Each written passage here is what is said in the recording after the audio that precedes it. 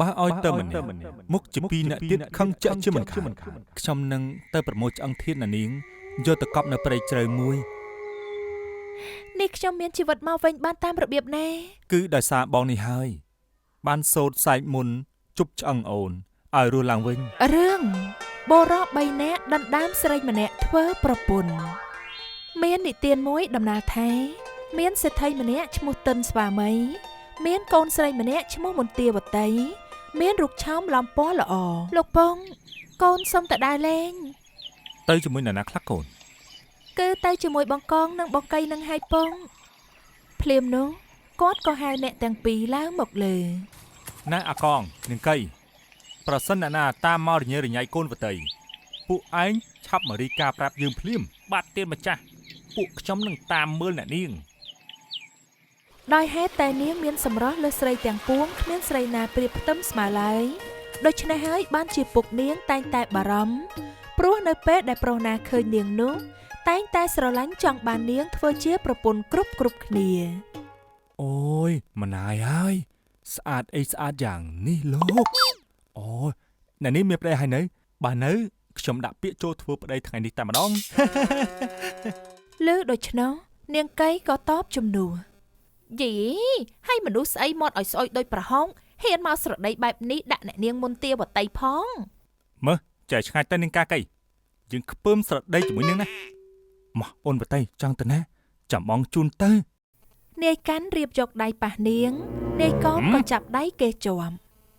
យើងប្រាប់ឲ្យហើយបើឯងហ៊ានតែប៉ះអ្នកនេះបន្តិចកុំសង្ឃឹមថាចេញពីភូមិនេះរួចឲ្យសោះដោយឃើញនាយកូនគំរាមបែបនេះនាយកាន់ក៏និយាយផ្ញើទុកសិនចុះតោះតូចរួចគេក៏ដើរចេញពីទីនោះជាមួយគ្នាគេទៅនេះខ្ញុំពិតជានាំពួកបងទាំងពីរពិបាករហូតរាល់ពេលចេញក្រៅម្ដងមិនដែលបានស្រួលចិត្តម្ដងណាសោះមិនអីទេអ្នកនាងដោយសារតែមូលហេតុអញ្ចឹងហើយទើបលោកម្ចាស់តែងតែឲ្យពួកខ្ញុំមកតាមអ្នកនាងពិតមែនហើយអ្នកនាងទូនីតិបើកបំរើគឺការពារម្ចាស់ដូច្នេះហើយសូមអ្នកនាងកុំក្រែងចិត្តអីបន្ទាប់មកអ្នកទាំង3ក៏ធ្វើដំណើរត្រឡប់មកដល់ផ្ទះវិញនាពេលរសៀលក្រោយមកទៀតនាយកាន់ក៏ប្រាប់ឪពុកម្ដាយឲ្យទៅស្ដីដណ្ដឹងដល់សេដ្ឋីតិនស្វាមីជាឪពុកសេដ្ឋីតិនស្វាមីមិនព្រមឲ្យដល់អ្នកចូលទៅស្ដីដណ្ដឹងនោះឡើយកូនស្រីលោកឯងនឹងអស់ចាប់ប៉ុណ្ណាបានជាសម្បត្តិត្រឹមខ្ញុំនេះហើយនៅតែមិនលើកឲ្យទៀតយីអាកូនចំគួតនេះឆាប់អង្គុយចុះវិញភ្លាមអោលោកសេដ្ឋីតិនស្វាមី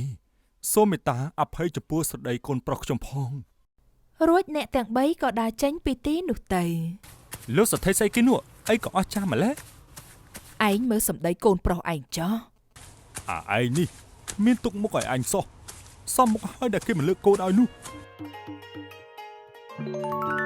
លុះចំណេះក្រោយមកទៀតមានបុរស3នាក់រស់នៅក្នុងស្រុកនោះដែរ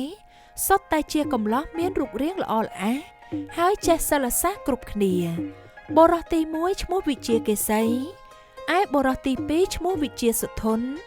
និងបុរសទី3ម្នាក់ទៀតឈ្មោះវិជាស្វាមីបុរសទាំង3នាក់នេះ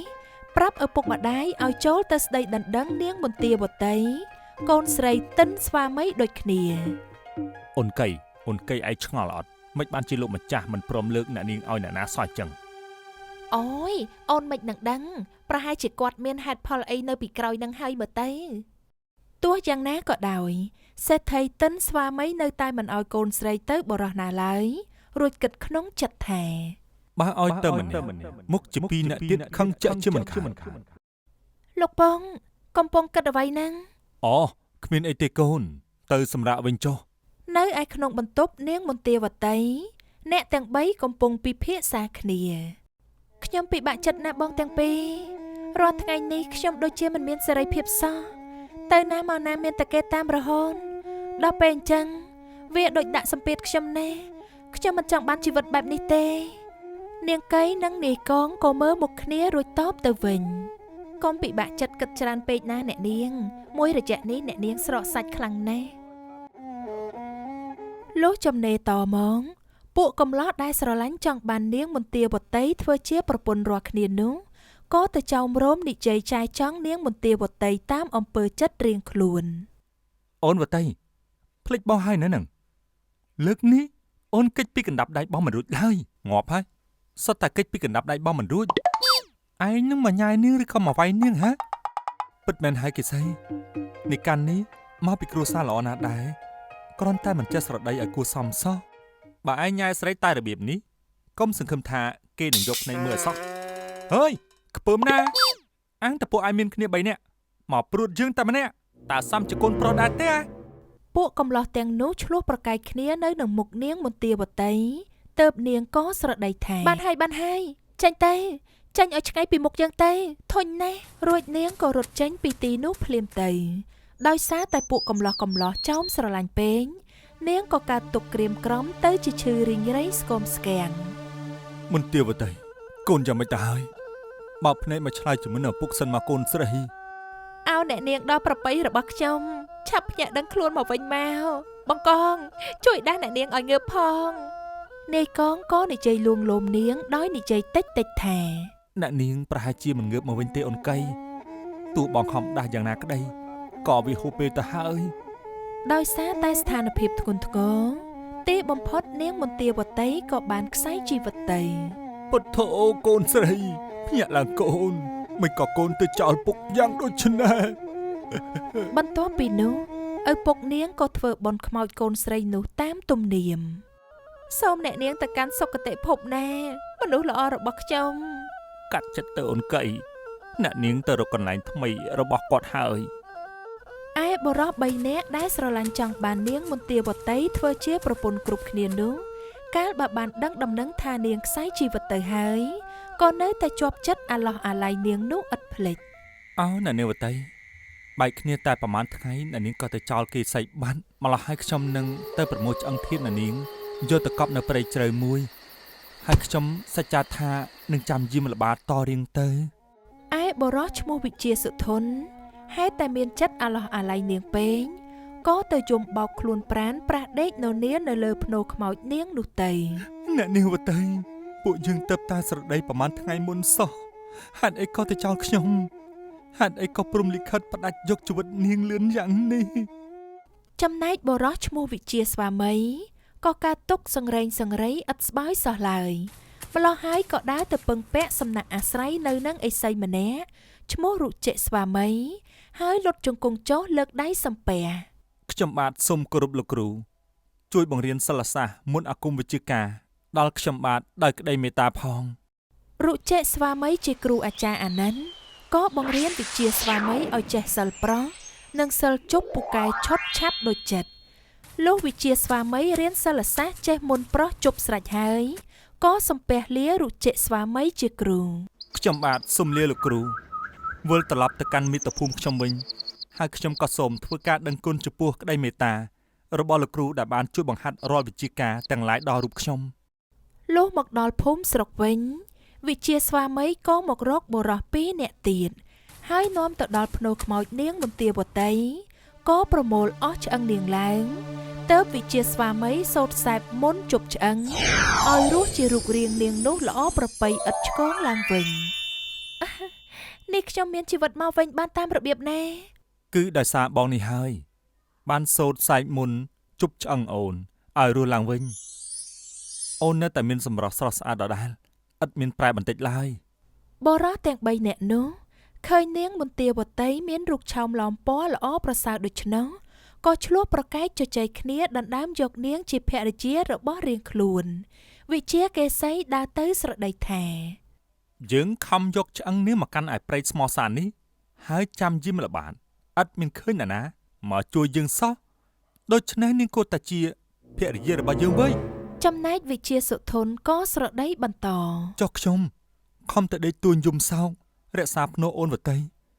នៅព្រៃស្មោះសាននេះតែម្នាក់ឯងផងមិនថាម្ល៉េះហើយនាងគួរតែជាភរិយារបស់យើងទើបសម លើដូច្នោះហើយវិជាស្វាមីក៏ស្រដីកាត់ភ្លាម ហើយបើយើងមិនសង្វាត់ទៅរៀនវិទ្យាសាស្ត្រចេះឲ្យមកប្រុសនាងក៏មិនមែនមានជីវិតមកឈរនៅមុខពួកឯងឥឡូវនេះដែរអ្នកដែលស័ក្តិសមបំផុតគឺយើងនេះហើយដែលត្រូវបាននាងជាភរិយា បរិសទាំង3នាក់ចជែកឆ្លោះប្រកែកគ្នាចង់យកនាងជាប្រពន្ធតែរៀងខ្លួនមិនដាច់ស្រេញក៏នាំគ្នាទៅដល់ចៅក្រមប្តឹងតាមដំណើរទីតី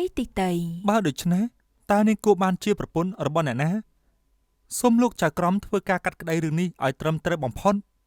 ចៅក្រមជំនុំជម្រះរឿងនេះមិនបានក៏និយាយថាខ្ញុំបាទពិតជាពិបាកសម្រេចណាស់ដូច្នេះមានតែមនុស្សម្នាក់ទេដែលទ្រង់នឹងរកមុខអ្នកដែលស័ក្តិសមបំផុតសម្រាប់នាងនោះគឺព្រះរាជាចៅក្រមក៏នាំបុរសទាំង3នាក់ក្រាបបង្គំទូលព្រះរាជាតាមដំណើរសពគ្រប់ប្រការព្រះរាជាទ្រង់ពិចារណាឆ្វេងយល់ក្នុងព្រះរាជហឫទ័យស្រាញ់ហើយទ្រង់ត្រាស់ថាគុណរបស់អ្នកទាំង3នេះសុទ្ធសឹងតែប្រសើរគ្រប់គ្នា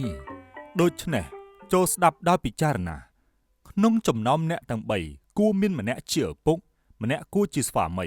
និងម្នាក់ទៀតគួរជាកូនតើលោកចៅក្រមយល់យ៉ាងណាដែរក្រាបទូលព្រះអង្គព្រះបន្ទូលនេះពិតជាស័ក្តិសមហេតុសមផលដូច្នេះសូមព្រះអង្គមានព្រះតម្រិះជោគព្រះរាជាក៏បន្តមានបន្ទូលថាវិជាស្វាមីឯងជាមនុស្សម្នាក់ដែលបានចេះសិលសាស្ត្រពូកែឆត់ឆាប់មកប្រោសឲ្យនាងរស់រូបល្អល្អះដូចដើមនោះគួរឲ្យបានជាឪពុកវិជាស្វាមីក៏អោនគោរពទទួលសេចក្តីនោះចំណែកវិជាសន្ធោដែលចៅថែរក្សាខ្មោចនាងគួរឲ្យបានជាប្តីលើដូច្នោះវិជាសុធនក៏ញញឹមអោនទទួលសេចក្តីនោះទៅរីឯវិជាកេសីវិញដែលមានចិត្តសប្បុរសបានយកធាតុនាងទៅកប់នោះគួរឲ្យបានជាកូននាងគ្រាន់តែលើដូច្នោះភ្លាមវិជាកេសីក៏សួរទៅព្រះរាជាផ្លែនហេតុម៉េចក៏ព្រះអង្គឲ្យទូលបង្គំបានជាកូនទៅវិញចឹងព្រះរាជាដឹងច្បាស់ថាគង់តែមានម្នាក់នឹងចោទសួរបែបនេះទ្រង់ក៏មានបន្ទូលវិញភ្លាមមូលហេតុដែលឯងបានទៅជាកូនព្រោះតែឯងបានយកធាតុនាងទៅកប់ឧបមាថានៅពេលម្ដាយស្លាប់ប្រៀបដូចជាកូនលើកខ្មោចម្ដាយហើយយកធាតុម្ដាយទៅកប់នៅឯព្រៃស្មោសាននោះឯងហេតុដូច្នេះនាងត្រូវតែទុកជាម្ដាយរបស់ឯងបុរសទាំង3នាក់បានឮព្រះបន្ទូលដូច្នេះហើយក៏សុខចិត្តគ្រប់គ្នារួចក្រាបថ្វាយបង្គំលាទៅលំនៅអាត្មាទីតីទៅព្រះរាជាទ្រង់កាត់សេចក្តីដូច្នេះហៅថាសុគតិមេនាងសុចរិងយុត្តិធម៌ល្អប្រពៃហង